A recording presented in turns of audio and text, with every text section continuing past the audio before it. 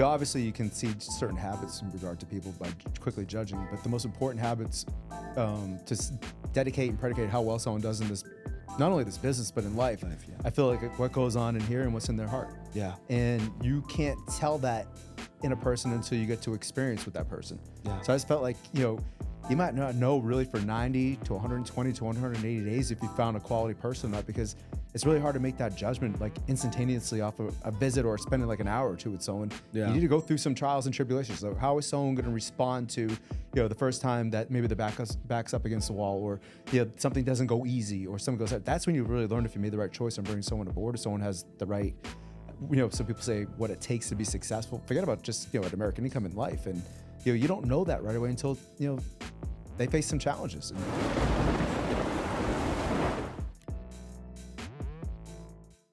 Another episode of Adversity Kings. We have special guest, very, very special guest, the president of the company that I work for. So President David Zophin, and we work for American Income Life.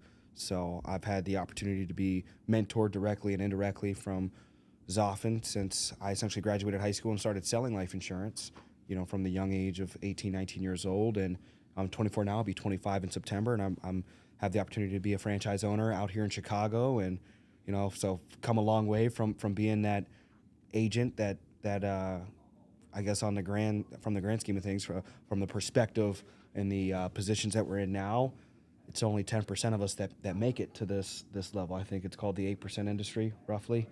8.9 or something percent of individuals will go 12 plus months in the life insurance industry, which maybe isn't the most appealing statistic to start out with, but I bet that's 100% commission in general. You know what I mean? It's got to be very close. It's got to be very close. Right? Yeah. Sure. So, and, some great things to say about Zophin, which don't even need to be said. He speaks for himself, and we'll go through his story. But, I know from a young age, when I was sharing with our company this morning, one of the first things that stood out to me was I asked him, I said, what's one piece of advice you would give me starting out selling insurance? I don't know anybody.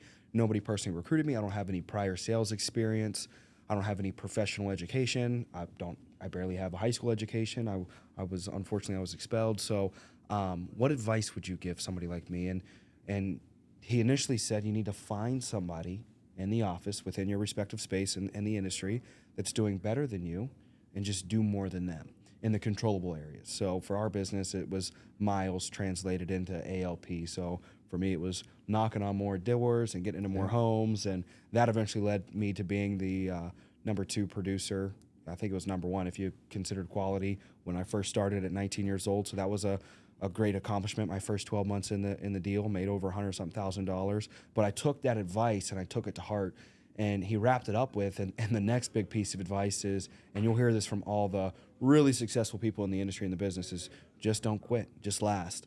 Yep. And so I took those two things, I've combined them together, and I've built a great career out of them. So thank you very much, because they've made me a lot of money and helped me impact a lot of lives, and also give back a lot as well. So that's something I know we pride ourselves in, is giving back, and not just on a surface level because it looks good for social media, but genuinely connecting with people and giving back on a micro level, from helping out people individually in my business, and then on a macro level when we get together, as owners and everybody, and we give back to communities. So it's definitely been awesome. I can't thank you enough for everything you've done, everything you've been able to accomplish, from wearing every single shoe and every single hat in the industry. I'm excited to get your perspective in it all. So, well, I'm glad you listened to the advice, because you've been such a blessing for this company and such an incredible role model for, just to think about, I'm listening to you as you talk of how many lives you've influenced, and you're so young yourself, which is incredible, testament of, your character's incredible.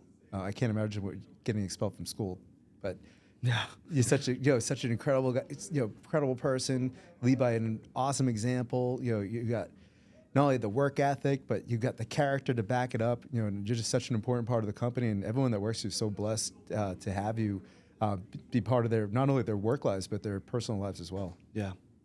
So the first thing I want to get into is shutting that door, because if we forgot to do that, we're going to have a bunch of presentations going on while we're doing this. But second thing I wanted to get into is I wanted to thank you, because you just confirmed with me we've got the Dallas suite, and I'll add this in here now because hopefully this podcast will drop Friday. So I didn't announce this contest yet, but I'm going to be letting everybody know now. I just confirmed with Zophin right now that we're going to have the suite for Dallas, the Texas Rangers game. Do you know who they're playing?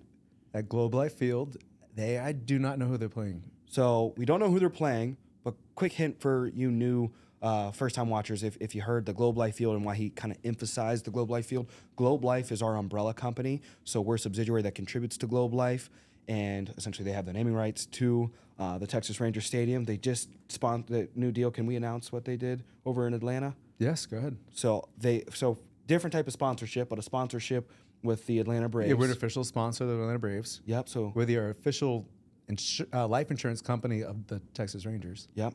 With that, we also have the stadium rights where it's called Globe Life Field. And with the Dallas Cowboys, what would be the proper description for that? Official insurance company. Official insurance company for the Dallas Cowboys. And then those of you that like soccer is the official insurance company of FC Dallas. FC Dallas as well. So we've got a lot of pull out there in Texas. That's exciting. Really exciting. And so I'm taking 3 of our top producers, and here's how it's really simple to qualify. If you guys, 3 of our top performers, here's how you get a ticket.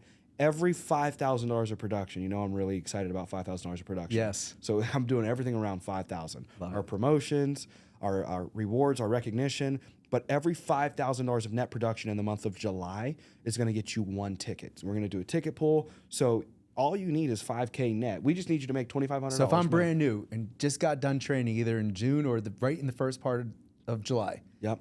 Every $5,000 I write to get a ticket. So I have a chance as a brand new person to go on a trip with you. Yes. To go to a Rangers game at Globe Life Field. And not only me, but I'm bringing best friend and essentially partner in business, Brody Evanson. Oh, wow. Who is a top RGA. Oh, my God. He's wins both of his categories every year, MJ and RJ. Yes. So they get to not only hang out with you, but Brody as well? Yes. And some of his top performers as well. So awesome. There's going to be a lot of ALP, a lot of renewals, and a lot of money in the room, and a lot of good people in the room.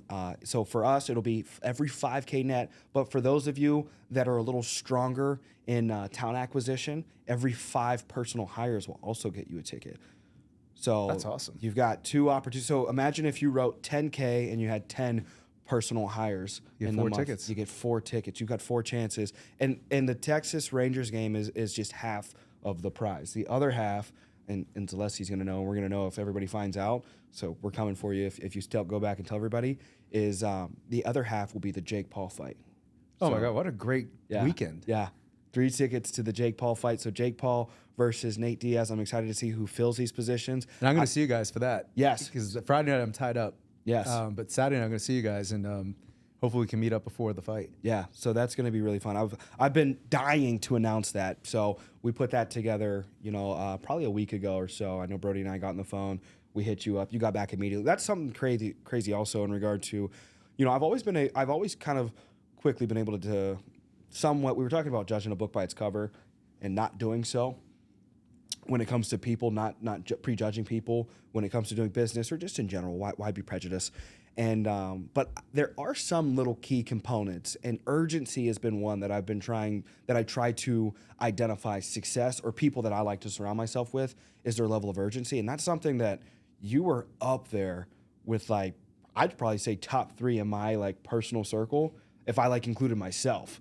Of I could expect a response not within an hour. I'm talking about within 5 minutes. Email, text, call, within 5 minutes minimum. You know what I mean? So for you to be running a $300 million company and to do so, real quick, let's just start with that before we even dive into your point of origin, born and raised. Well, there's something to that because you bring up a point. The reason why I do that is I'm a firm believer. How you treat people is how you get treated. Yeah. Or how you want to get treated by people is direct correlation to how you treat people. So I always want to make sure that, if you need me, I respond back, because not only would I want that back in return for you, but I would also want to make sure, and I already know you do this, but do the same for your people as well, because I think it's so important. In this day and age, people have become so set on getting things fast, and it's almost like they're crippled if you don't. Yeah. So I would never want to be the reason why someone couldn't get something done, or, in addition to being, leading by the example, I'd want them to lead for themselves, for other people. And I'm glad you brought that up. And a little statistic for those of you that are out there that are starting in an industry or starting in the life insurance industry and you want to make 6 figures your first year, just to add on to this urgency and how you treat people directly corresponds with kind of your success. I interviewed my pipeline on my pipeline call this Sunday, and I had 10 or 11 of my on track individuals to make six figures this year, just 10 or 11 in their first 6 months. Wow. Not my whole company. So these are brand new people that we hired 6 months ago, and they're already on track to make six figures. I asked them how quickly did they get their insurance license course knocked out. 8 out of 10 said the first week. So for those of you that want to, like, if you're like me and you weren't the smartest or the tallest or the best looking when you walked into the room, but you focused on controllable variables such as can I study and get something knocked out very quickly, 80% of them had the course done in the first week. So they already were licensed within a week. When I was an agency owner, I always found the same thing. If someone took more than a week, I just didn't really have high hopes. Because that's their commitment, their dedication. And I always looked at it as the first test. Like if someone knocked out the course in 3 or 4 days, I knew they were really committed. Yeah. And I felt like there was always a correlation with their success in the business too. Yeah. Love it. So where were you born and raised? I was born in Boston.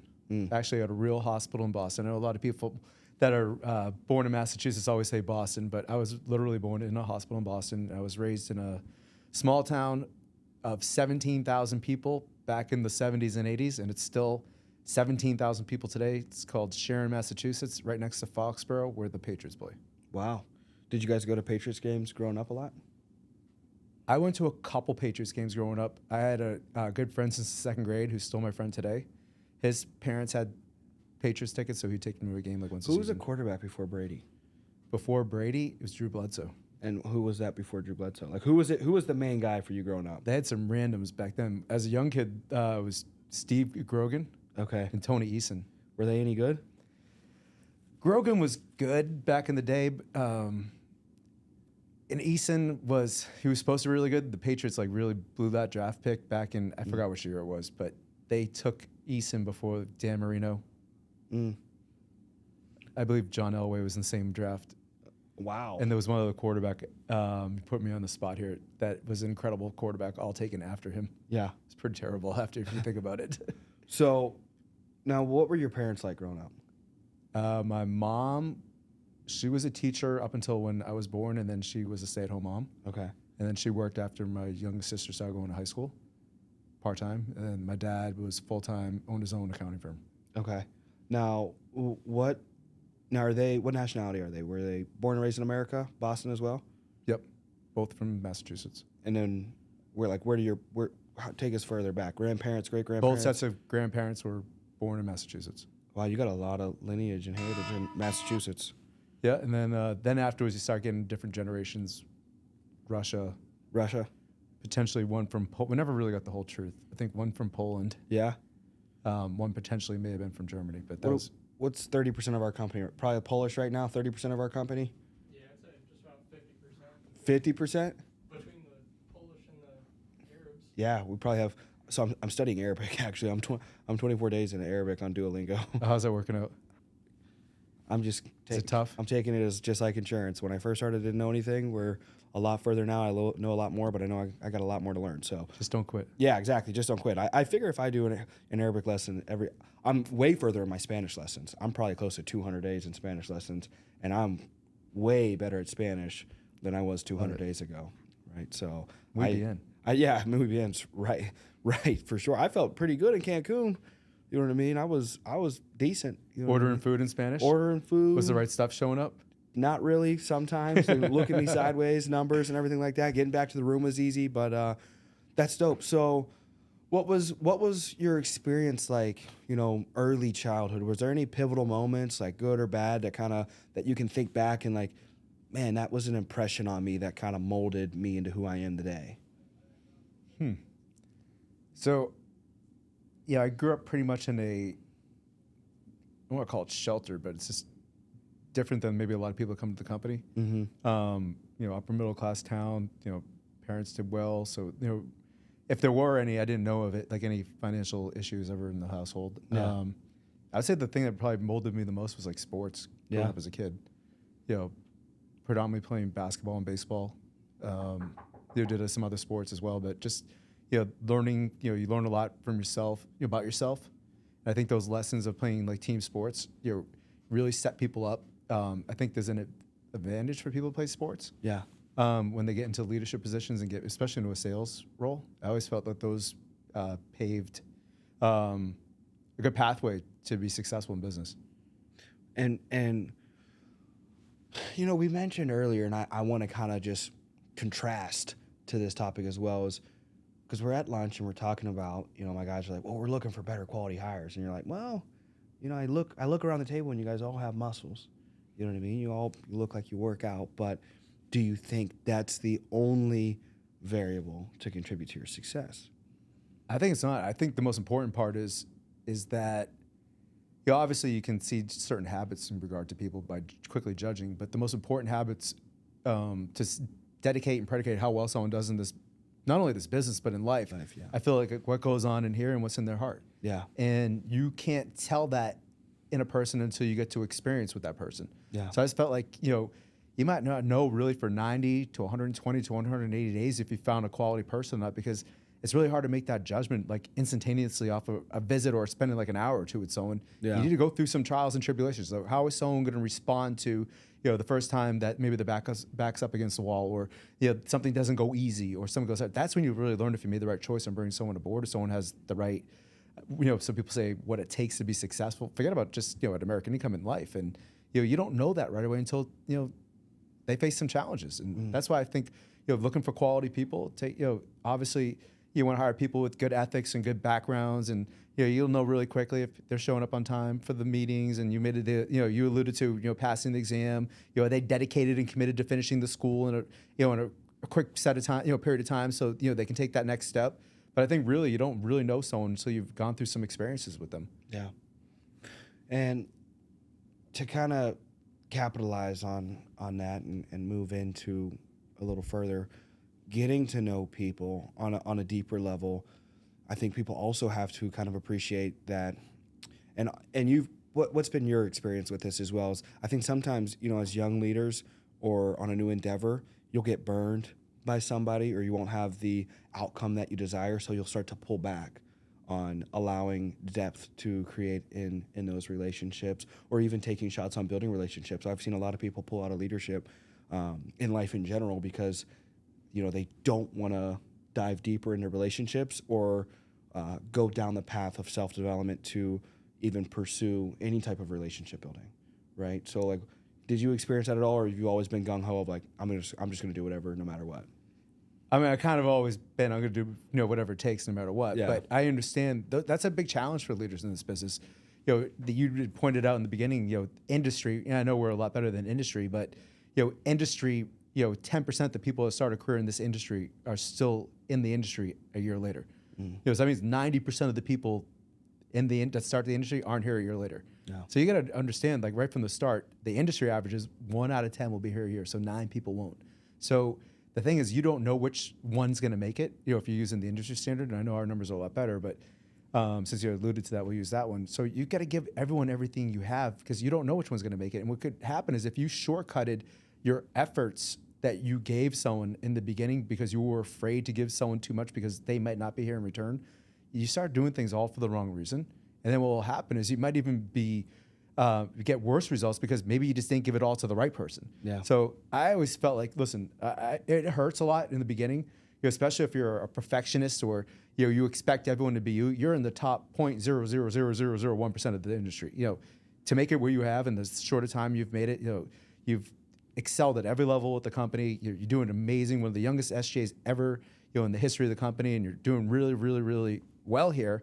But, you know, and it's kind of like the same. Yeah, I look at you, and, you know, I didn't start at your age, but, you know, I was a good agent. I didn't write the kind of production you did, but I was a really good essay. I was a really good probably GA. did. Let's take inflation into consideration. I was really good. I didn't write the business you wrote. I mean, I could write, but it was a different company back then. You focus more on leadership activities. But yeah, I was a top at every position, even SGA. And what I felt like was, and you probably felt this too, I felt like everyone was going to be like me. Yeah. But you have to learn from that excuse. Like, everyone's not going to be you. Yeah. You know, that's why the reward is as high as is as you know, you grow and you build, because everyone's not willing to do what people at that next level are willing to do. Yeah. So, but what I came to the conclusion was, is if I could look myself in the mirror and hold myself accountable to this point, that the only reason why someone wasn't successful was because of them and not because of me, then I learned to feel good about it. Because I said, listen, I looked myself in the eye and said, hey, I gave them everything I gave them everything I had. You know, there wasn't anything else I could have done to help them be successful in their career. And the only reason why they didn't make it was on them. I think when you learn that, as a leader, whether it's insurance or anything else, if you put yourself in that position, then I feel like you still feel bad and you still want everyone to make it, but I think it's a little bit easier to digest, at that point. I agree. That's one thing I love about being now in the industry for 6 years and being specifically with American Income Life. I've still come into contact with other individuals industry-wide, but if you were to just label sales as an industry and identifying other sales companies just across 100% commission base, that's one thing I pride myself in, and I love wearing the American Income Life badge is our systems and the genuine systems that we have on a company average.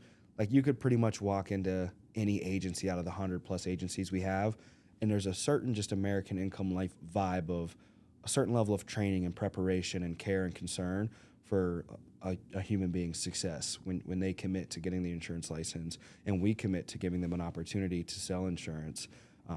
I think that's a contributor. If somebody were sitting there thinking like, well, what would set these guys apart that, you mentioned our numbers are a little better than industry average. Well, it's like, I've been really fascinated, with going on 2.5 years and being in franchise ownership and thinking, well, like when I got to $100,000 a week as a managing director, I was like, it should only go up. I should never go backwards. This is easy. I don't know why everybody doesn't do this. These guys, I don't know what I was saying, but I was. Yeah, I think we all go through that. Yeah, so my eyes were opened, and something that's really stuck with me, and a lesson that's really been implanted in me over the last few years is everybody gets so excited about innovation and looking for a new close, looking for new technology, and looking for a new solution, a new fancy solution. And I think it's a funny word to utilize because I'm familiar with a company similar to that name that caused some hassle years ago. Yeah. But people love this idea of innovation industry wide and worldwide. Everybody wants to innovate and do something new. And if you look up the true definition of innovation, it's very simply creating a new task or a new pathway or some new type of system to generate desired results. And I'm thinking to myself, well, really, people should realize innovation for a lot of people, that new thing is really just the old basic thing that nobody wants to do. It's the old thing, but making it a little bit better or changing a couple words around. Yeah, that's it. Crazy. It's the same. I think you mentioned closing. It's the same closes. Yes. That we did 20, 22, 23 years ago that they did 40 years ago. Yeah. It's the wildest thing. It's just the verbiage might be a little bit different, or the way you go about it might be a little bit different, but it's still the root. It's still the same. It's like that, and rebuttals and everything we do. It's the same. It's all the same, and I get obsessed with it, and I'll start going on tangents and speeches, and then I'll tell people it's like the new thing is basically just the old thing because nobody wants to do the old thing. Nobody wants to do the dials. Nobody wants to do the presentations because it's the monotony and the boring stuff. Everybody wants some new tech system, and I love when Greer will tell us about. Sometimes we'll look at other companies and we'll be like, man, they've got new tech and they've got all this money and then all this fancy stuff. Yeah, and you guys will show us the other agencies that have got no tech, no leads, and they're doing this, and we're just thinking like, that's not. They're just making that up. You know what I mean? It's definitely not made up. It's 100% true. But yeah, and I think it's a lot. It's a society where people are just looking for like instant gratification. Yes. Like instant, and they're looking for shortcuts. Yeah. Think about all the things, I don't want to kind of, outside of business that people are looking for shortcuts in. Mm-hmm. They just don't want to put the work in, but anything worthwhile, just as it was 5 years, 10 years, 15, 20, 30, 50 years ago, anything worthwhile, long term is going to take a sacrifice, and it's going to take rolled up your sleeves and putting in the hard work. I think if people just just got past that part, right, of shortcutting and looking for a quick fix or get rich quick, and just understand life is about making investments and putting in the work and understanding that everything great that's going to be achieved, someone worked really hard towards. Yeah. Stop looking for get rich quick. Everyone would be a lot better off. Have you seen the movie Lone Survivor? Marcus Luttrell. No, I have not. It's a phenomenal book and it's a phenomenal movie. And to sum it up very, very shortly and hopefully very respectfully in regard to these, it's kind of like an American Sniper movie. Have you seen that? It's a patriotic movie about a SEAL team that just goes over, and I think they were doing some type of investigative or inspective mission over in the Middle East, and it was compromised very quickly, and they got pinned down in between the Islamic extremist group, and they end up all pretty much, just getting murdered, and one survives, crawls down this mountain, gets rescued by, one of a non-extremist individual, and they end up getting him back to America. He writes a story and everything like that, but he puts up this picture, and if you look at the picture and the quote beneath it, what that thing has stuck with me. Did it go in there or did it go away? Anything in life worth doing Yes. is worth overdoing. Yes. Moderation Is for is for cowards. cowards. Yes. So I loved that quote, and it just completely went along with what you were saying. No, that's a great quote. I mean, it's like anything in here. Like I told you in the beginning, just find who's the most successful and just find out what they're doing and just do more what they're doing. Yeah. 1000%. But it's just crazy to finish that point. I wish like a lot of younger people would realize, the longest distance, my father used to say this, the longest distance between 2 points is a shortcut. My pap used to say something similar. Because you got to go back and redo it if you're really committed to getting the result. Yeah. So just do it right the first time. I think I've heard Tommy Vina say too, measure twice so you can only have to cut once. You know what I mean? Like just make sure you really got it done. And you'll hear like Rick, he'll always tell people like when it comes to quality, just do the job right on the front end, and you don't got to worry about anything on the back end. No You know doubt. what I mean? I think he'll go into his ingredients talk. If you had the Yes. ingredients analogy, Yes. he's like, people will come over to my house and they'll wonder why my cooking's so good. I just tell them I buy the best ingredients. I remember sitting there, it was like my first SGA call, and I'm like, wow. It's incredible. Mesmerized. I was like, I don't know why I had this epiphany. I was like, I just got to write better business. We just got to write better business. I'm like, why isn't this everyone's mindset from day one? Like, if you send 10 deals, just make sure 8 are good. You'll have 80% retention. I'm like, I got to hop off. Because it's harder. Yeah. It's a little bit harder. Like, it's like I was saying, people are looking for get rich quick, shortcuts, instant gratification. And, like I said, anything worthwhile is not, there isn't going to be a shortcut there. Yeah. You always say that if it was that easy, the reward wouldn't be as high as it is. Yeah. So, anything with a high reward typically has a price to pay. High reward, high cost. And the price always needs to be paid. It's just, it's funny. You just don't ever stop. This is the way the world goes. Yeah. So as you start getting into high school and college, you played basketball your high school. I did. Because I remember you recently shared a story. I think it was at the last SGA meeting about your high school basketball experience, and then going back and wanting to show the coach he should have chose you. Yeah. No. Listen. You learned. That's why I thought like sports was great for me to learn. I applied a lot of lessons of team. Working with a team, but you learn a lot about yourself. And I was sharing the part of the story. I had a very we'll call it challenging coach. Yeah. And just like the decisions he made no rhyme or reason. You play great one game, then you wouldn't even play again in the next game. And I just kind of used that as I remember as a teenager, wanting to prove to him more than anything in the world that he made the wrong choice. And went through that story. I'm not going to go through it today, but I learned that you learn what motivates you as a person. Yeah. I always learned what kind of worked for me is like proving people wrong on me. Yeah. That to me like gave me such great motivation to dig deep and not quit and do more. Make that extra call, make that extra presentation, or do the extra work. And understanding that it's not the things that you do when people are watching. It's really getting good and being disciplined to do the things when no one's watching. I call it BC, before COVID. Back when you first started, we were out in the field.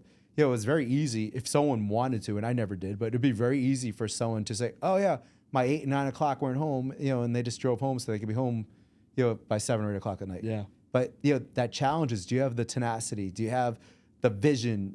And I talk about vision a lot. You talk about vision with your team. Like the vision becomes the justification of doing all the things necessary you need to do to be successful. It's learning to love to do the things that you least like to do. Understanding, that's the difference between where you are, and where you want to go. But I kind of learned a lot going back to the high school thing of, I learned that, hey, I'm not going to prove this guy wrong if I don't work hard. Even though high school's over, I'm working hard in the gym. I'm working on my game. I'm learning the game, even though it's not going anywhere. And I gave up, the bill to play Division II ball. But it was, in college, I wanted to have that moment. But I learned, listen, if that's what works for me and gets me to do everything I need to do to hold myself accountable, then that works for me. And I've used that plenty of times in business to, win my category, whether it was as an agent, manager, not as a manager or as an SGA, or, to, be the best I can be. So I think it's important to find out what works for you. Do you have the best shot out of all the SGAs? I don't know. We have some really athletic people. Yeah, some basketball players out there. It's funny. We were just in Italy Yeah. How was that? That was amazing. And we were in Sicily with the kids for 8 nights, and we were at this resort.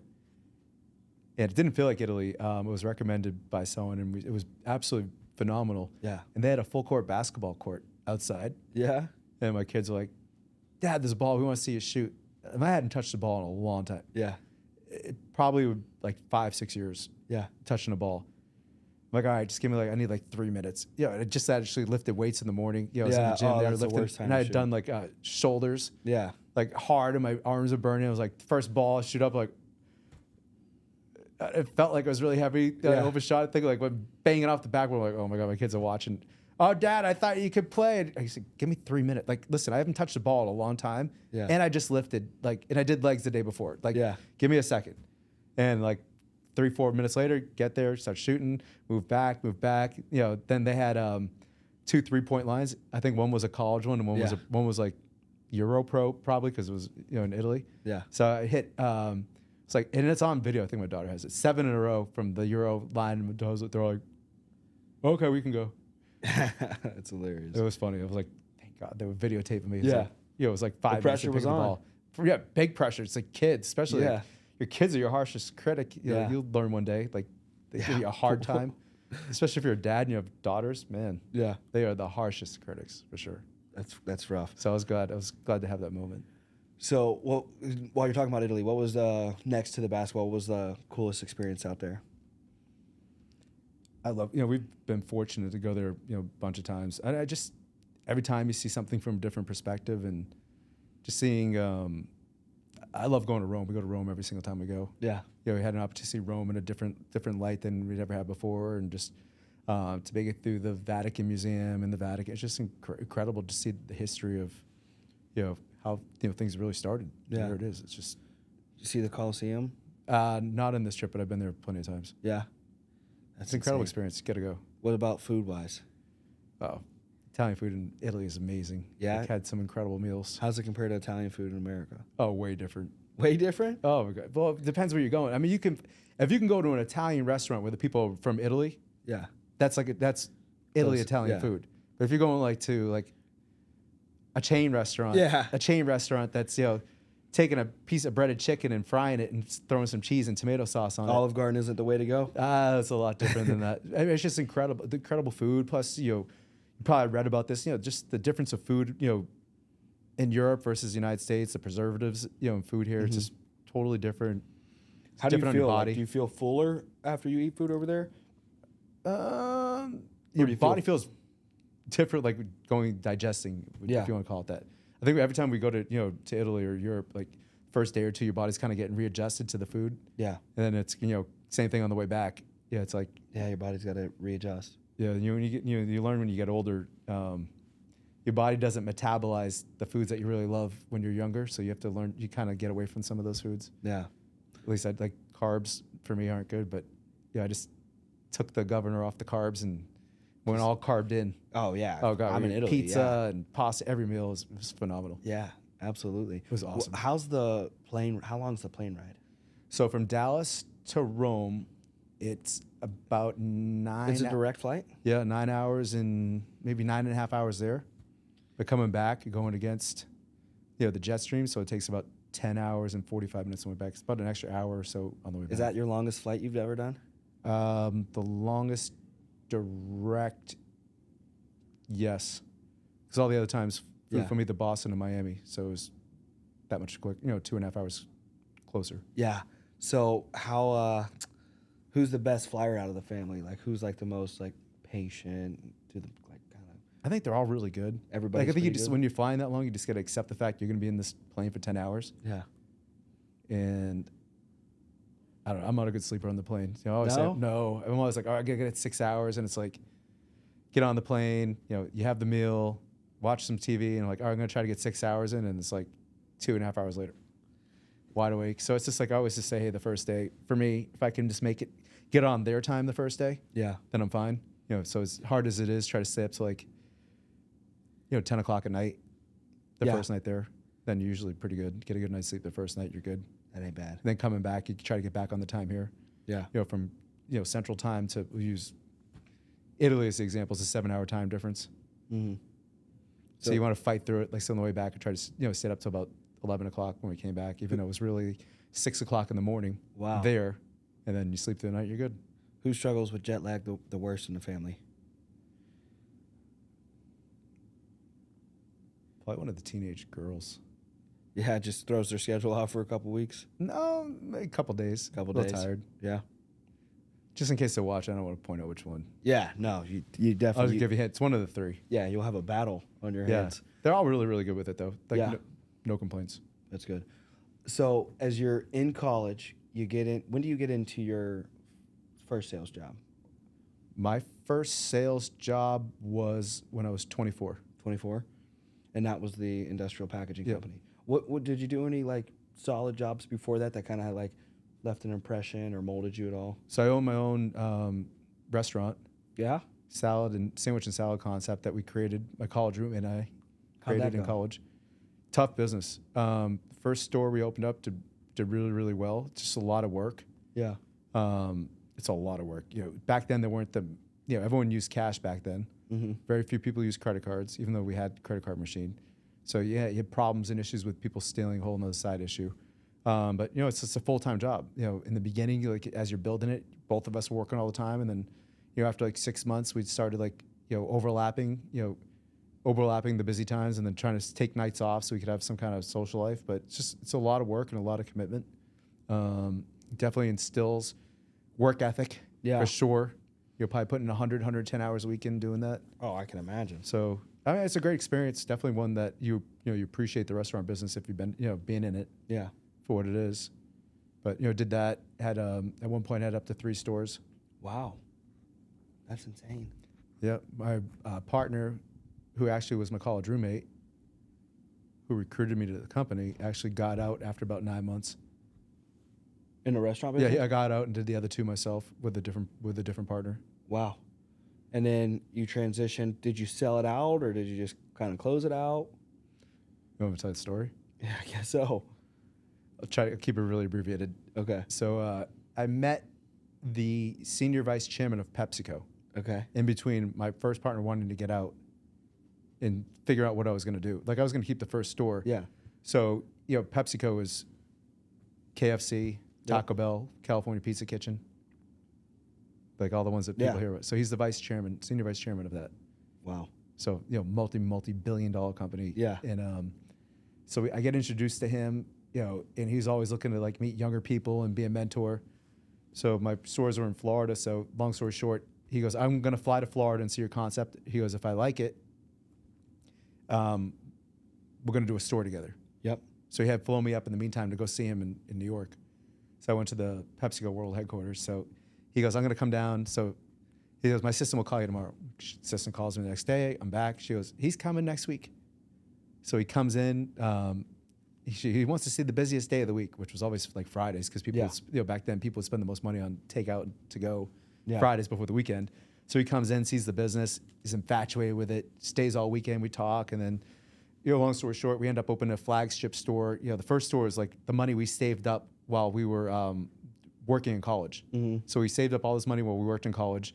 Him and I opened the first store. So now he was putting some serious money behind. So we had, interior decorators, color schemed, real logos. It's a real place. Yeah. This is gonna be our flagship store. And he then gets us, I don't want to use names, but he then gets us with a major, he's really good friends with the CEO of a major, called gas company. Yeah. So we were in a C store, the convenience store. We opened up a 3rd location in a C store, and they were gonna franchise that out. And that one we picked the wrong location. Should have known better. Picked the wrong location, so it didn't really work out well, that one. But then we had a major fast, we'll call it quick service food place that's still very prominent today. I'm not going to say the name, but if I said it, oh yeah, I know that place. It's big all around the country. He's friends with them, and we have a deal that they are buying out our concept. So at this point, I'm 23. I'm not even 24 yet. Yeah. 23. The deal is going to put several $1 million into my pocket at 23 with a 10-year contract with a guaranteed salary and percentage of sales. So we had the deal. Since he negotiated the whole thing, I think he got 65%, I got 35%, which I was totally fine with. That never would have had this deal if it wasn't for him. we're less than 2 weeks before closing. We have a closing date. We've met with attorneys. He's been paid with the attorneys, several rounds with attorneys. Things going on for 6 months. Negotiations going back. I'm thinking, oh my God, you gotta be a million. I'm like gonna be a millionaire before I'm 24. And less than 2 weeks before the deal, they pulled out. And then at that point, I'm like, I'm not in the restaurant business for this. So I ended up, I sold out the second location. Some guy just wanted all. I had everything we had in it. They bought us out. The guy just wanted it. It was an awesome location. They wanted it for their concept, which was great. So I got out of that, and then someone bought the first location. And the crazy story is, so this opened up in 1994. It opened up 29 years ago. This May, I think it was like 12th or 13th. Yeah. 29 years. It's still open today. Wow. I made them change the name because I thought we were going to use the name, but it's Yeah. the same menu and everything's the same. Have you gone back to eat? I haven't been in a few years. We went there like 4 years ago. Yeah. It was pretty cool. That's insane. Same people. That's insane. Isn't that crazy? Yeah, that's crazy. So yeah, that's that story. That's crazy. And so from there, you transition into the. So I take like 6 months off because I'm like burnt out. Yeah. Like burnt out. Yeah. And went through all the money I saved. Yeah. And then I ended up moving to Dallas. I was living in South Florida, moved to Dallas and started with that company. And so that's when you did the industrial packaging. Yep. And then how long did you do that? 3.5 years. And then so you're 3.5 years into that. How did that first start out for you? Terrible. Terrible. It's hard. Yeah. Like, but you know that going in. Was it cold calling? All 100% cold calling. Yeah. So It's like why one of the you're hardest things ever. Yeah.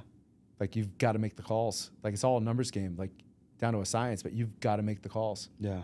When you get into Dallas. Did you get good at referrals?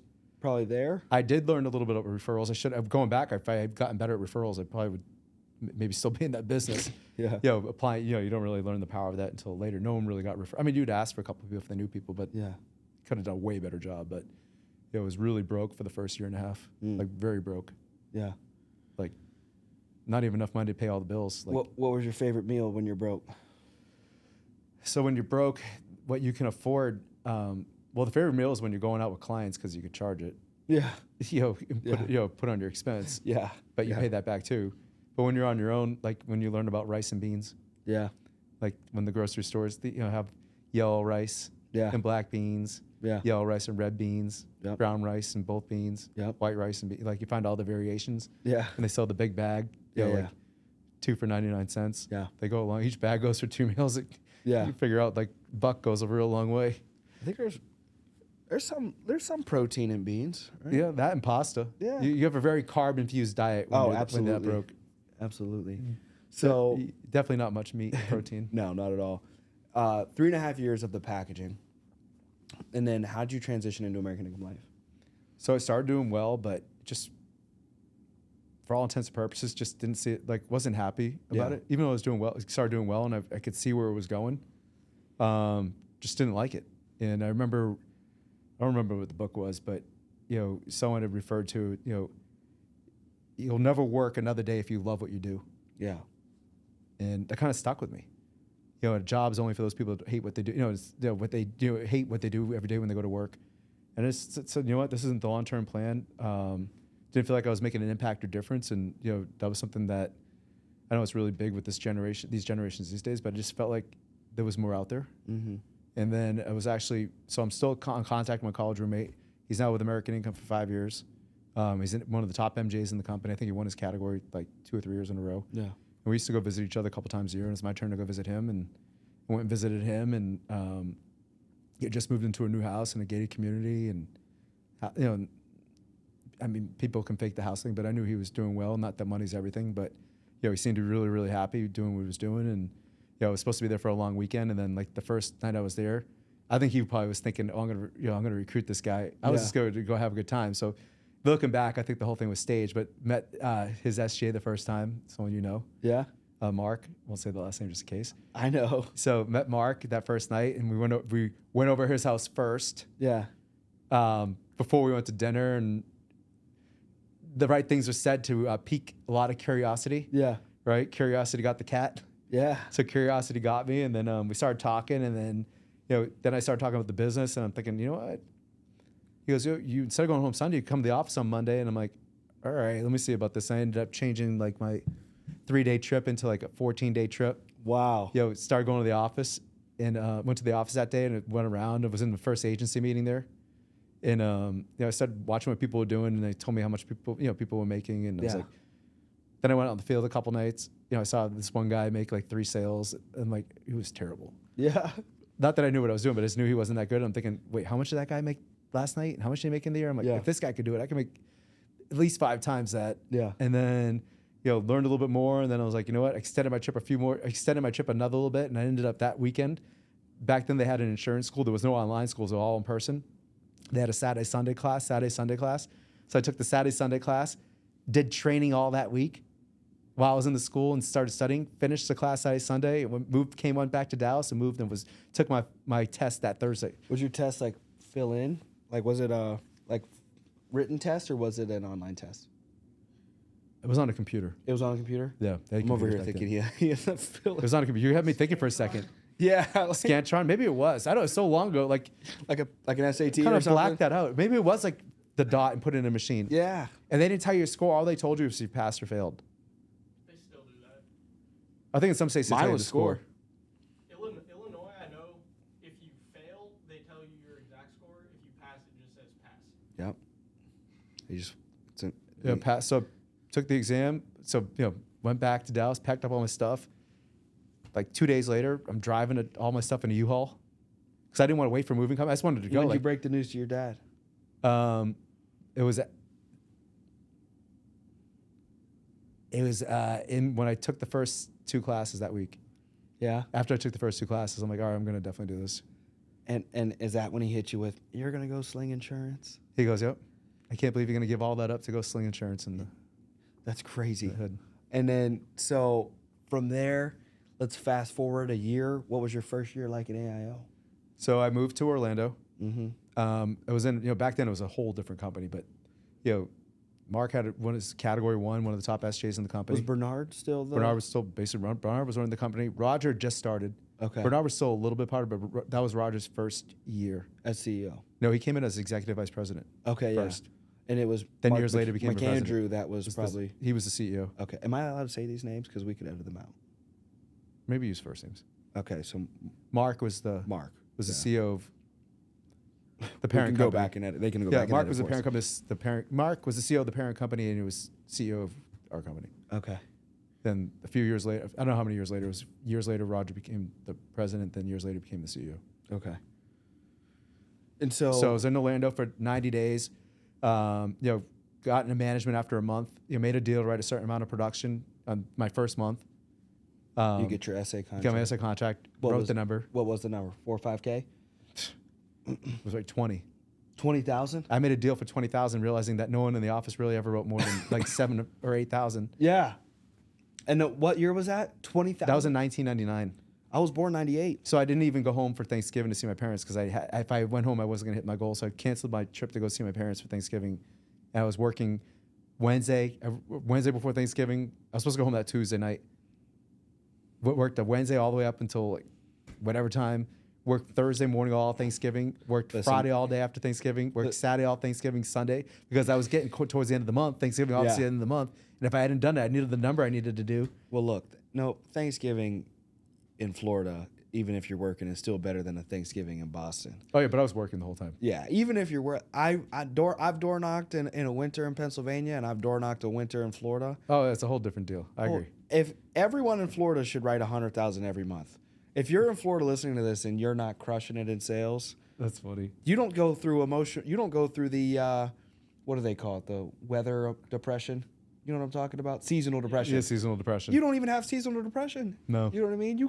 Everyone in Florida should be a millionaire. Hilarious. Yeah, so I did that. 90 days later, there was already like 14, 15 managers in the office. It was a different deal. It was saturated. Yeah. So I just, I was like, all right, I don't want to offend anyone. I wasn't really crazy about Orlando anyways. And then he actually he took over the Tampa office. And I went to school in Tampa, so I like Tampa a lot. Yeah, Mark took over the Tampa office back in, it was like January, February of 2000. Yeah, so you went there? So I ended up, it was like, great, I moved to Tampa, got out of my lease. Wow. Moved to Tampa, started for the most part, when he took over the office, was a couple people left. That's Spencer stopping grounds now for us for area steel. It's a great area. Love that area. Spencer and Bernsdorfer down there. I was doing 35,000, 40,000 a week as a GA, and then My college roommate Mark was supposed to partner up. Now, and did you that have fell through, and then he ended up becoming an SGA, and it was in Dallas. And I always felt like a reason to go back to Dallas. All my friends were in who Dallas. became an SGA in Dallas? My college roommate. Okay. So it was like, looking back, I wasn't really smart. I gave up a deal doing 35, 40,000 a week, Yeah. and to start from scratch.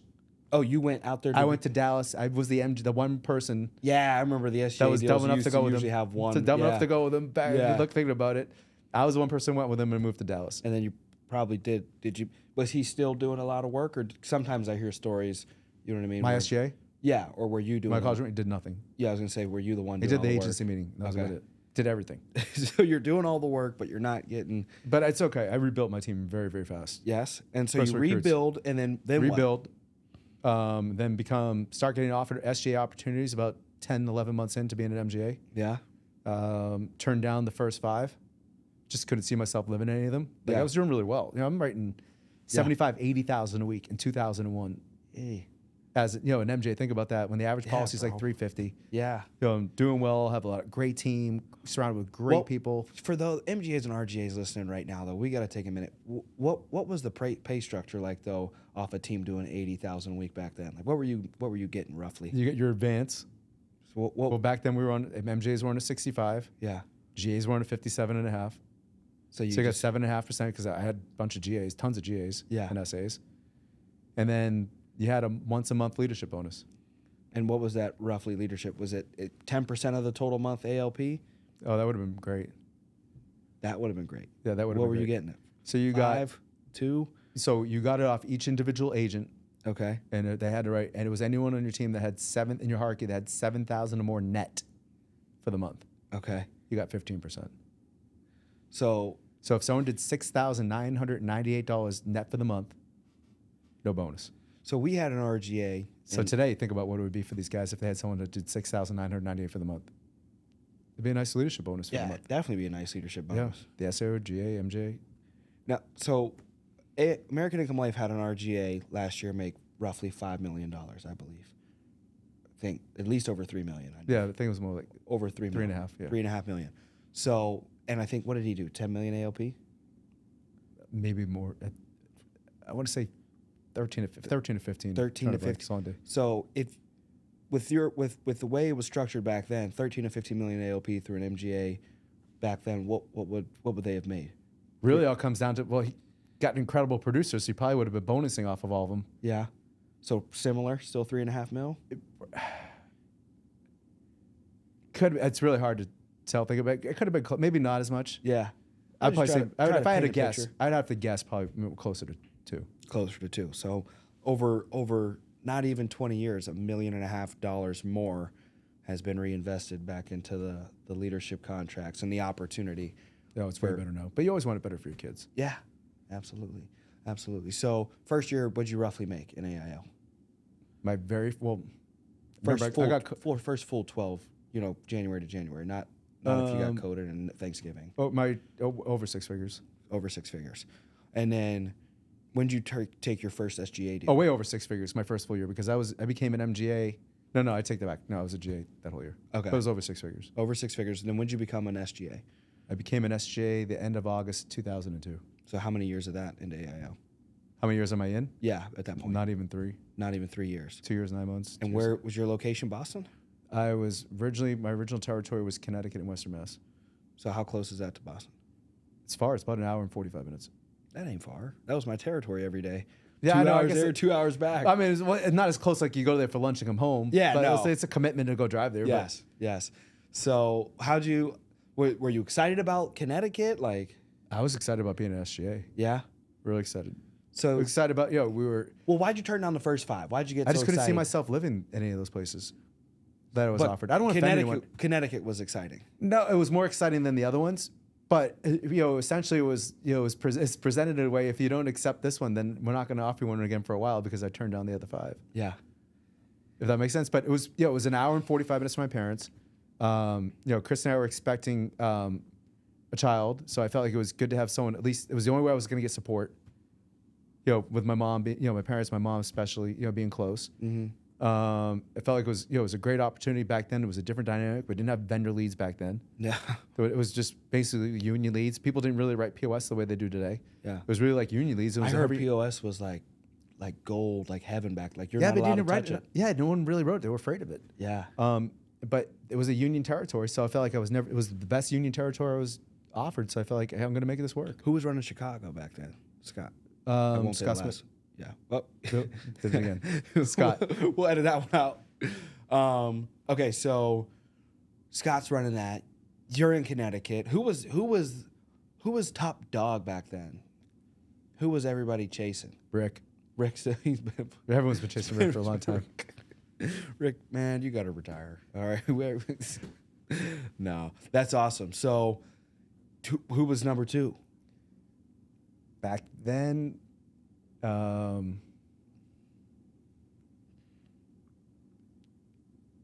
is either Eric or these guys out of St. Louis. Well, what's the key to longevity for Eric and Rick that have just been, like, from your outside perspective, going 40, 50 years, you know what I mean? They're so unique. Like, they're like incredibly like special people. Yeah. Like incredible people. Like the tenacity, like, it was so different back in the old, I really feel like it's a lot easier now than it was before. There's so many things that have been streamlined. That makes it so much easier to succeed today. But just imagine like the tenacity and the drive and the commitment. Yeah, every adjective you could ever think that would go along those lines, they definitely had to possess, because there's just so many opportunities to say forget it. Yeah. Quick, because it was so hard back then. Like that's why I admire, like you admire those guys, them and Jim and that group of guys have been around for like 40 years. If you say there was a like, Mount Rushmore, I guess you can't even do that. I can't There's do so that. you can't do. I think you'd have a Mount Rushmore. Emails. I think you should have a Mount Rushmore for like the decades of people coded. Yes, like that'd be easier to do. Yeah, that because there's so like many. you can't. It's so hard to special- compare. Like there's so many special people. Yeah, like we need way more than 4. yeah. There's been so many people who have made such incredible contributions to this company. And to protect the emotional morale. Yeah. I'm glad we backed out of that. But those guys are definitely, for that generation, they're all on it for sure. Incredible. That's incredible. Like they've been laid such an incredible, just an incredible example for people to follow and chase. So appreciative of that, and to still be here and contributing at the level they do. It's incredible. What was your favorite year as an SGA? My favorite year as an SGA. Mm-hmm. I liked them all. I really did, because each year was different. Yeah. It's kind of like, wine. Each vintage represents something different. I think each year represents different challenges, different growth points. When I first took over, I first became an SGA, I had a takeover. I took over an agency there was 13 people doing $3,000 a week total in premium. Jeez. So there wasn't really anyone making money. No one was successful. It was tough, and when the dust had settled, only one stayed. Yeah. That's Went in usually how on a it Thursday, met them all, gave them the weekend off, told them this is what I'm committed to doing all this, but this is what I need in return. It was a lot different than the agency was ran. And said they're going to give you the weekend, think about it. But if you're serious, Monday we start training. Only one person showed up. Wow. And that was the MGA. Wow. He said, I've been following you ever since I knew you were coming. He goes, I've been watching, reading all the spotlights. He goes, I'm just going to do whatever you tell me, because if I can do a third of what you do, I know I'm going to be really successful. And how did he do? He did really well. Yeah. He was with me the entire time I was in Connecticut until I left to South Florida. And when I went to South Florida, he retired, because he had been with the company over 10 years. He was vested. And his dream and goal, he always told me this, his dream and goal was to buy his own rig. Yeah. So he bought like a brand new truck and drove cross country. He still does it today.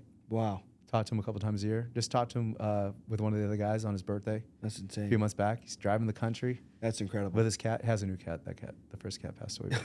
Drives around, loves it, sees the country. Yeah. Doing really well. So it's like, but he was a big part of That's incredible. helping getting that started. Well, you had to have a least favorite year. What was the biggest lesson year? We'll call it that. Not your worst year, but what year just hammered you and you learned the most out of your whole career? Probably 05. 05. what was 2 or 3 things that you just like, if you could paint for somebody right now, here's the one thing, the 2 things I would have gone back. This is what I learned the most. So what I learned the most is you need diversity. Like if you're a leader, you can't put all your eggs in 1 or 2 baskets, because you run the risk if something goes wrong with that one, that one or 2 or both, then you're going to set yourself really far behind. So I had, it was nothing I could have done to change differently other than maybe had developed more leaders, developed more horizontally, if you want to say it, wider than vertically.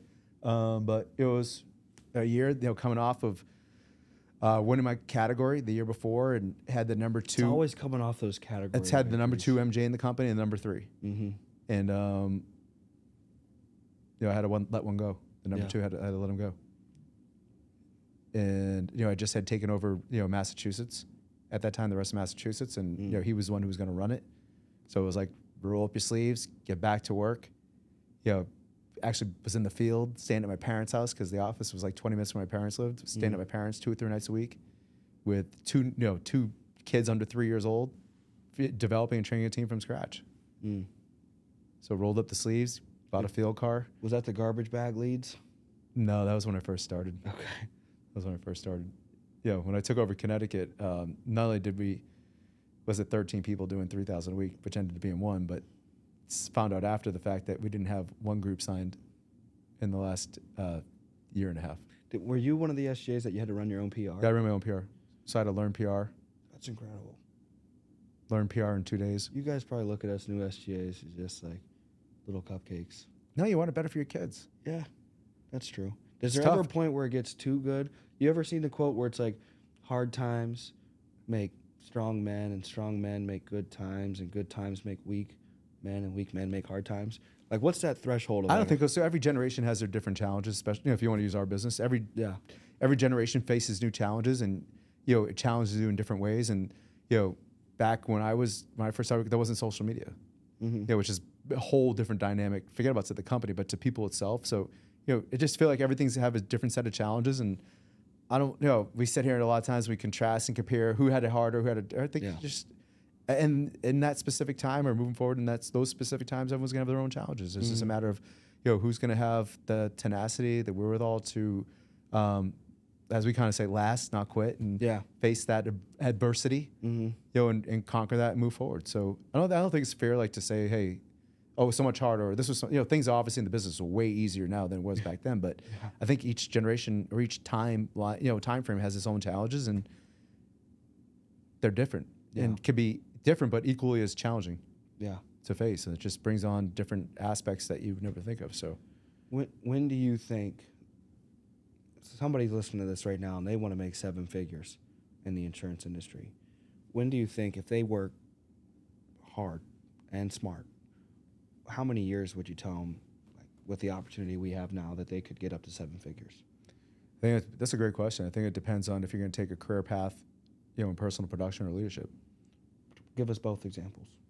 Well, personal production, we have people that did it last year. Yeah. You would never think in, no pun intended, a million years when I first started, the personal production, but it's just like, it's wild. Yeah. What these guys have been able to accomplish. Yeah. But those guys, for something that maybe would be unfathomable you would never think could happen, but the amount of effort and work and they not only the amount of work and effort they put in, but they invest in their business. Yeah. Like back when I started, personal producers invest in their business. Now, like how many years of experience, or have they so been in the industry? Some of these guys have done it in like their first year, first full year. That's what I was gonna say. I think so. It's first crazy. Year You could do it in the first full million. year, but I would never want people to think, hey, that's the norm. Yeah. But those aren't. They're in the small. They're the small whatever 0.0000% of the population, where you just imagine what kind of work it takes to write that kind of business.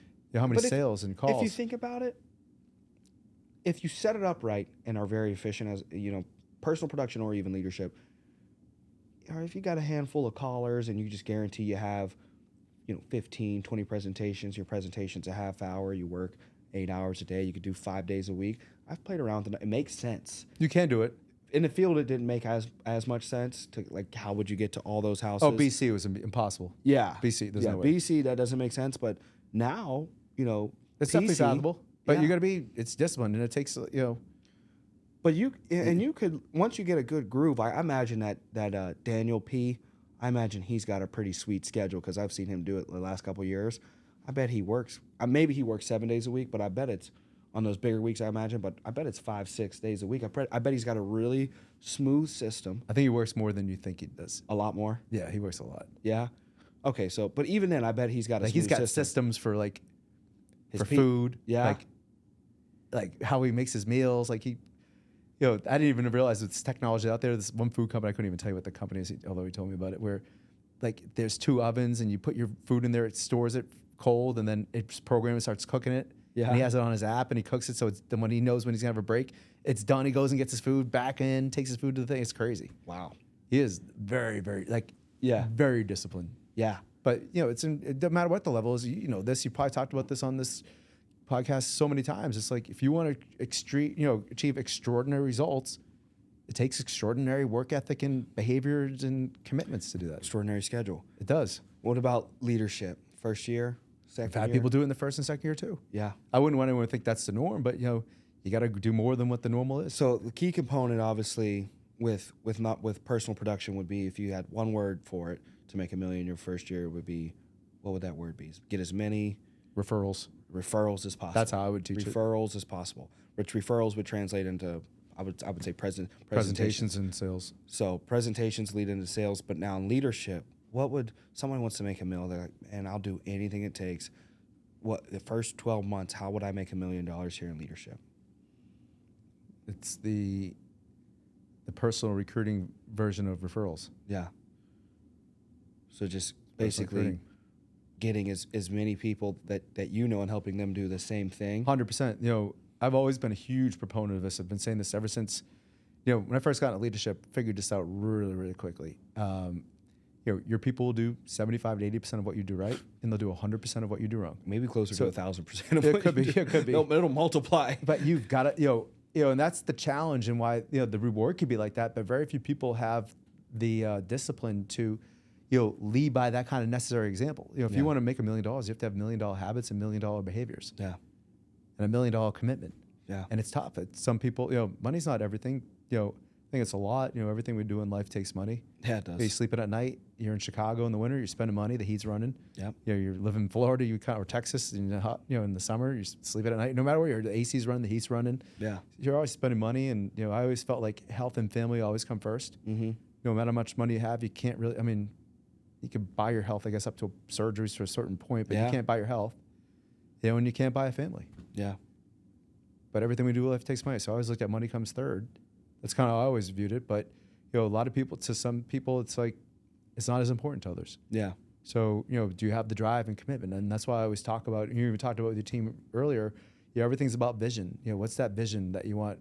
How you want your life to be. Mm-hmm. For yourself, or if you have a significant other, or for your family, that future life, and that vision becomes a justification of doing all those things. It's making the commitment. Yeah. It's being able to say no to things that you want to do but don't necessarily need to do. Yeah. And I think that's one of the things that young people need to have, that discipline is do they fight off the distractions? Mm-hmm. There's so many temptations to do different stuff, to go out, to do this, to do that, versus do you have to are you putting the time in to get that result that you desire? So it can be done. Mm-hmm. But I just want to make sure you and I are talking to be clear to your audience that hey, it can be done, but it takes a special person. But that's why they are special. Yeah. That's why they. I think we over clarify. One of our systems is under promise. You know what I mean? Definitely. We under promise, especially in our interview process, and even in a selling process as well. We like to just generally under promise and kind of generalize things as well. You know what I mean? Like, here's what the average individual does. You don't seem like an average individual, so here's what the potential above average would look like. Yeah, we talked about this earlier. I always felt like I learned after the first. I first got into leadership. The first couple of people I trained were personal recruits. Yeah. I did really, really well, and then I started training some non-personal recruits. And I just expected everyone to be me or be like them. And I two awesome first personal recruits from the insurance school. We stayed in touch. We used to go to lunch every day for those 4 days. Yeah. And we stayed in touch, and they started calling me. How's your job going? How's it going? And the first guy called me and he's like, he goes, "You're never gonna believe this. I finally went through training today." He goes, "You ever hear of Project 100? Yeah. And I heard, I had actually heard of it. Yeah. He goes, "You're not gonna believe it. I don't know anyone who could buy insurance." Like, I'm broke. All my friends Yeah. are broke. He goes, how's it going there? I go, oh my God, it's amazing. I'm an SA. He goes, what is that? Yeah. I go, I wrote 20,000 my first. What does that mean? He goes, is your company hiring? I said, I bet you I can get you an interview. Yeah. You know, and he came in and he got hired. And then it was so funny. Like the other guy was a little bit younger. He went to another company and their training was 90 days. And about, a month after that, he was done with training and he called and said the exact same thing. And both those guys went on to be MGAs. First two people. Isn't that crazy? That's insane. And then the first guy was either number 2, 3, 4, or 5 in the company for the first 5 years. Wow. That's incredible. And then, then you train a couple of people from the normal back then. Ads, resumes started coming in. Maybe that time it was more Newspaper. Newspapers, a lot of newspaper stuff. And, it was just a different kind of candidate and it was different training, different cycle back then. And, they didn't make it. I was really frustrated thinking everyone was going to wanted to be me. But then I had to learn, like, listen, as long as the only reason why they didn't make it is because of them, then you're fine. And I also had to learn that everyone didn't want to write as much business as me. Yeah. That it was okay. If you wanted to write, 2 or 3 sales a week, and as long as all your bills, you were happy, that was okay. It took a while to learn that. Took me like 3 years of burning people out. I can't make you want something that you don't want for yourself. 1,000%. And when you learn those things, then it becomes a lot. I felt like it became a lot easier. Light turned on, and Yeah, 1,000%. As we start to wrap up, I'd like to personalize you a little more and just kind of not be the typical podcast to just go over our business, but more so just talk about you. You know what I mean? I know we talked about Italian food, but what about do you have a favorite restaurant? You know what I mean? You travel so much. I don't know if you've got one in mind. Maybe one back home. Where I know we had barbecue the one time I was at your house. That was good. the barbecue's really good. I like Terry. I actually met the Black's. owners Yeah. of that funny story. Met them 2 weeks ago. Yeah. Great people. How was that? It was great. They were actually we had a charity event, and they were the guests of one of the people that we did a charity event with. Wow. It was crazy how coincidental it was. Small world. Yeah, it's funny. Like favorite restaurant home is home. Yeah. Because when you travel a lot and you eat out a lot of restaurants, it's so fortunate to be able to do that. Yeah. Like when you're home, you don't really want to eat out. Yeah. I don't Yeah, have my a wife. wife's become a great. My wife's become a great cook over the years. Yeah.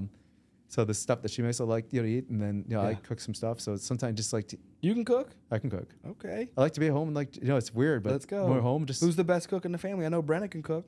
oh, his mom, my wife. Yeah. Yeah, That's a smart answer. If she watches. it's the truth. Yeah. Okay. No, she's become a great cook. She said in the beginning she couldn't cook. I think she held back on us for a long, long time. But Yeah. it's Oh funny my how it gosh. changes. It changes. Like when you go out all the time, then Yeah. you don't want to go out. Yeah. Yeah. When you don't go all the time, then you want to go out. Oh, 1,000%. So like I get enough of eating out when I'm traveling and visiting that just want to be at home, like Yep. gym shorts and a t-shirt. Yep. You know, I told you I'm suit Flip-flops. 7 days a week right now, and I like it, but at the same time I get real excited about throwing some shorts on. yeah, it's just Real excited, especially I got like a thicker neck, so when I'm doing anything that requires a lot of talking or eating, this top button's gonna be undone unless it's in a meeting with you and Greer. You know what I mean? When we have our SGA meetings in the top, we haven't done a tie. I don't think the last one or two. yeah. If things go well, we shouldn't have to do one again this fall either. I've been doing them. I want to wear them in time. I want to be like, no, let's follow the system. You know what I mean? I want to be the one that stands out and has a tie on, but.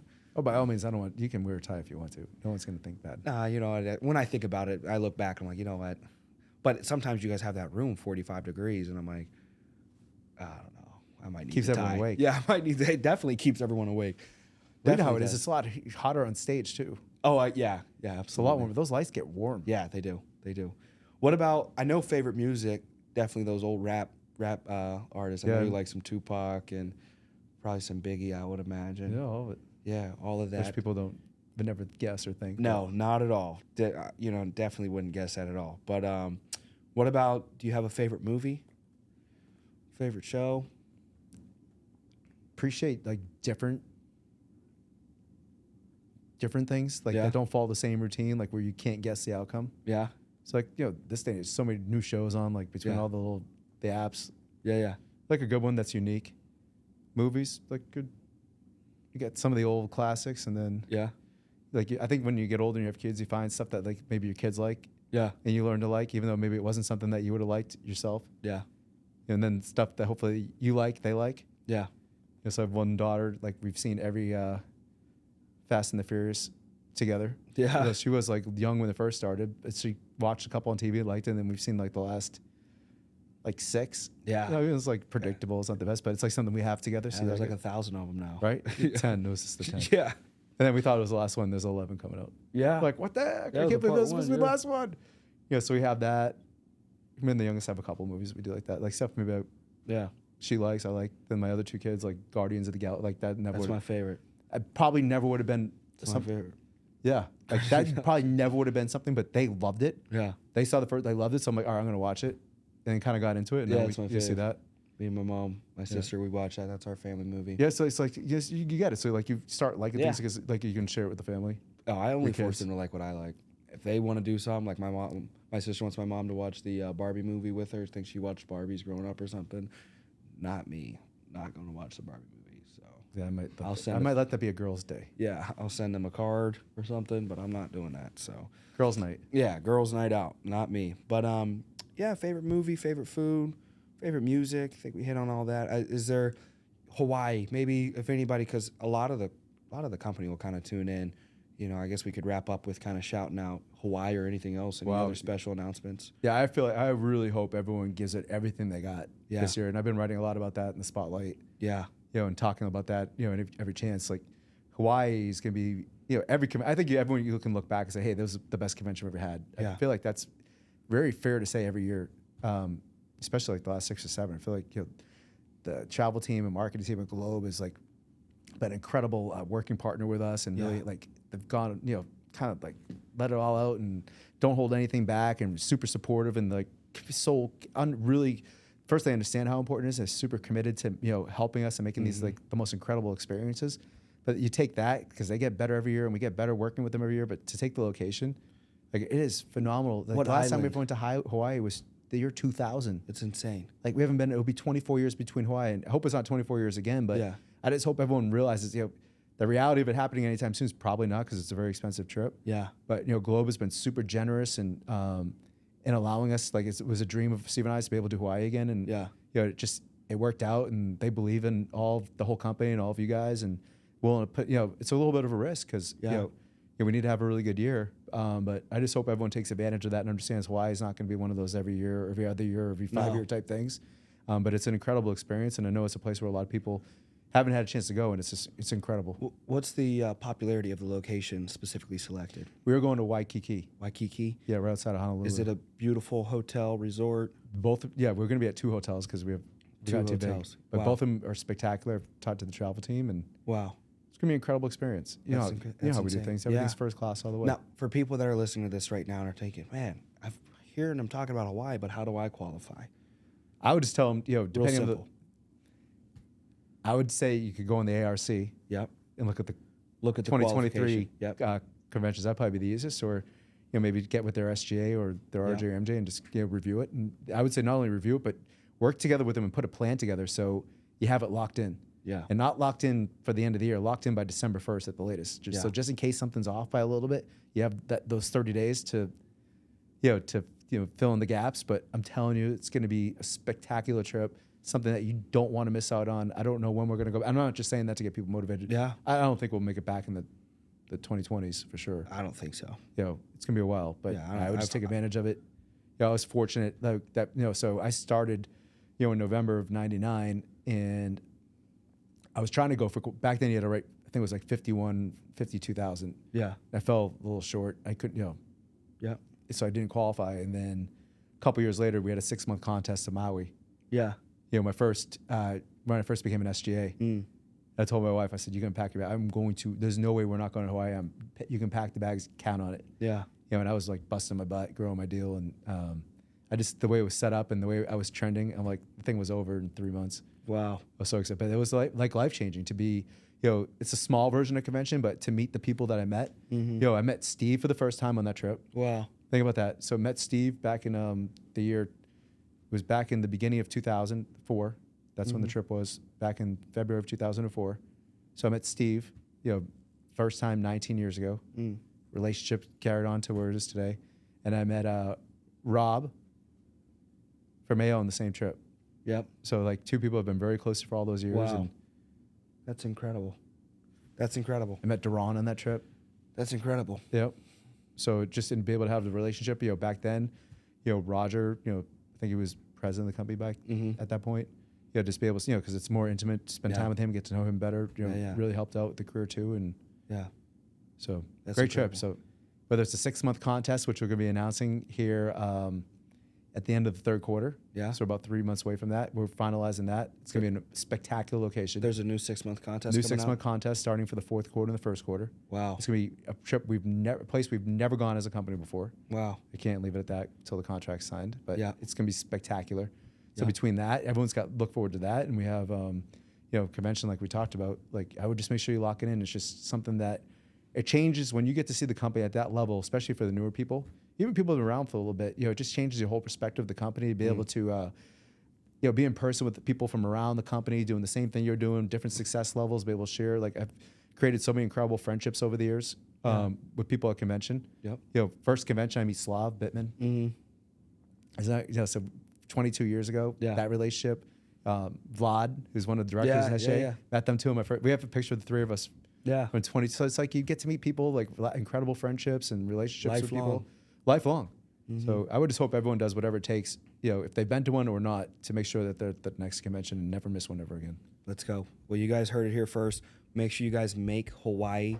The trip goes down in 2024. You got 2023 to make it. Those of you guys in my organization, I don't want you to make it. I want you to make it and get on stage. So if you love recognition, I want you to map out what do you need for the area that you're in your business for you to get that recognition, to be on stage and impact and impress and do something special for your business, your friends, your family, the people that are going to be tuning in and seeing you do something truly incredible in a world recognized not only company but an industry.